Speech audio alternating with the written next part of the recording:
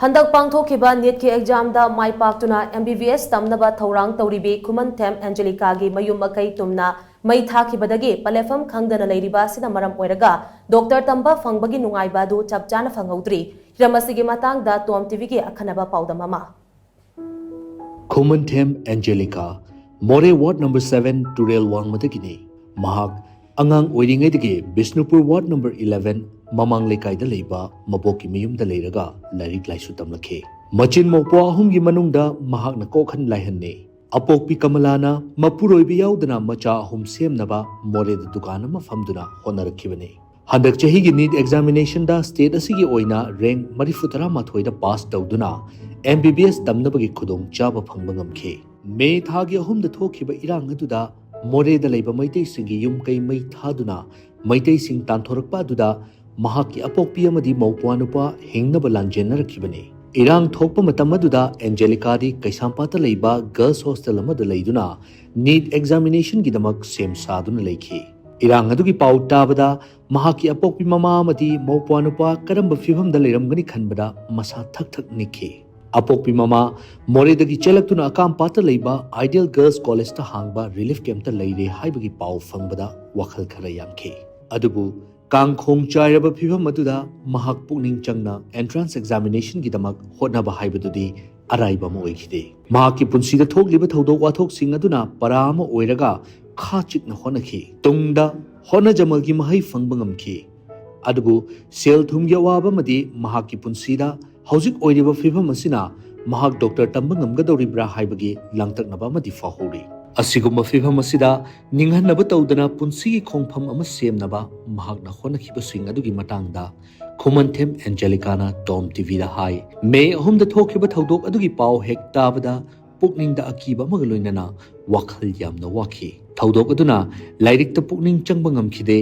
ima amadi upanupa karamba fibham da leiramgani khanbada tumpham chapham khangkhide ngasidi laibak phabadagi amadi honarubagi mahai oina Dr. Tambagi khudong chaba phangle adubu imana ichele upa ahum karamna semgani khanbada pukning langtaknei Dr. Tambada changadaba sing adugi khallubada ninghanaba masu tattana pogi haina mahakna makhatana phongdokhi Messi da budi free ship ta tamak paneba ko aduga hostel da lairak pa Messi 12 hek loiba matungda 2 years mukni da hostel da lairi se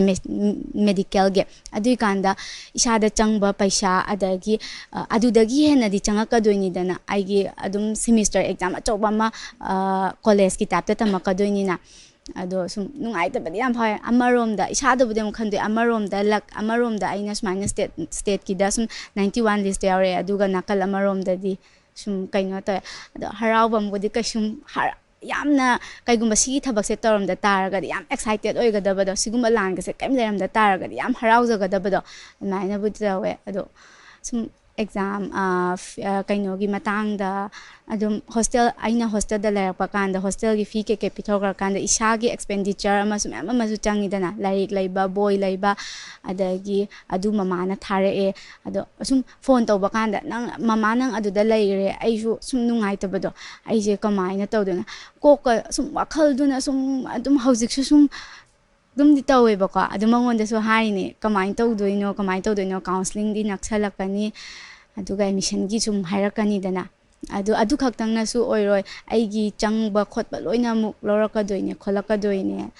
ado amarom da exam pass torpai diam nungai aduga smaina lan thengnaraga smai tawbasidi khangde yam wai hai Amarom da machanupi na Neet examination pass tawre Dr. Tamba fanglagani haiba pau tabada Hauzik akampat ki Ideal Girls College ta hangdiba relief camp ta lanjenaraktuna leiribi Khumanthem kamalana TOMTV da hai mahak machanupa chahi taruklom ta ngairiba amaga loinana more dagi lanjenarakhibani lon thupna chelakpa oibana atopa singna takhidanaba ichagi khongji fawba lokthokuna langthokhi akibagi masak oiraba numit adugi thodok adu amuk hanna ningsingningre haujikti Angelica na Dr. Tamba fanglagani khanbada yamna nungai adubu Dr. Tamba changadaba sing adu karamna menkhatkani khanbada achoba polum ama oiri haina mahakna ningamdana phongdorakhe kitang dong orasu tawdo hojikti lambi amta leitre haba lambi ebu hojikti kari sudoino kamai tawdoino haibje khangre duna angang si kamaina tamhangadoino haibusu awabasu engonda dum leire ꯑꯗꯨꯒ ꯃꯌꯥꯝꯅꯕꯨꯗꯤ ꯑꯗꯨꯝ ꯈꯔ ꯑꯗꯨꯝ ꯍꯥꯏꯗꯤ ꯁꯤꯗꯁꯨ ꯑꯗꯨꯝ service ꯍꯧꯖꯤꯛ ꯑꯣꯏꯅꯁꯨ ꯈꯔ ꯑꯗꯨꯝ ꯄꯥꯡꯕꯤꯀꯣ ꯄꯥꯡꯕꯤꯔꯒꯁꯨ ꯑꯦꯗꯃꯤꯁꯟ ꯇꯧꯕ ꯐꯥꯎ ꯑꯗꯨꯒꯤ ꯇꯪꯈꯥꯏꯕꯨꯗꯤ ꯑꯣꯏꯒꯅꯤ ꯑꯗꯨ ꯑꯣꯏꯔꯒꯁꯨ ꯆꯪꯒꯗꯕꯗꯣ ꯌꯥꯝꯕꯅꯤꯅꯀꯣ ꯑꯗꯨꯅ ꯑꯩꯁꯦ ꯍꯧꯖꯤꯛ ꯀꯩꯗꯧꯒꯗꯧꯅꯣ ꯍꯥꯏꯕꯁꯨ ꯈꯪꯗꯦ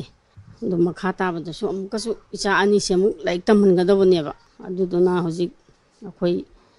ꯊꯕꯛ ꯁꯨꯐꯝꯁꯨ ꯂꯩꯇꯦ ꯌꯨꯝꯁꯨ ꯂꯩꯇ꯭ꯔꯦ ꯑꯗꯨꯅ ꯀꯔꯝꯕ ꯃꯑꯣꯡꯗꯅꯣ ꯏꯆꯥ ꯌꯣꯛꯀꯗꯕ ꯁꯦꯝꯒꯗꯕꯁꯦ ꯀꯩꯁꯨ ꯋꯥꯈꯜ ꯊꯣꯛꯇ꯭ꯔꯦꯕ ꯍꯧꯖꯤꯛꯁꯦ